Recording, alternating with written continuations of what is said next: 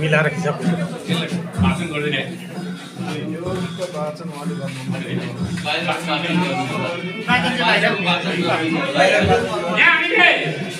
कार्यक्रमलाई उद्घाटन गरिसकेका छौँ। हाम्रो माननीय मन्त्रीबाट उद्घाटन कार्यक्रम भइसकेको छ। यहाँ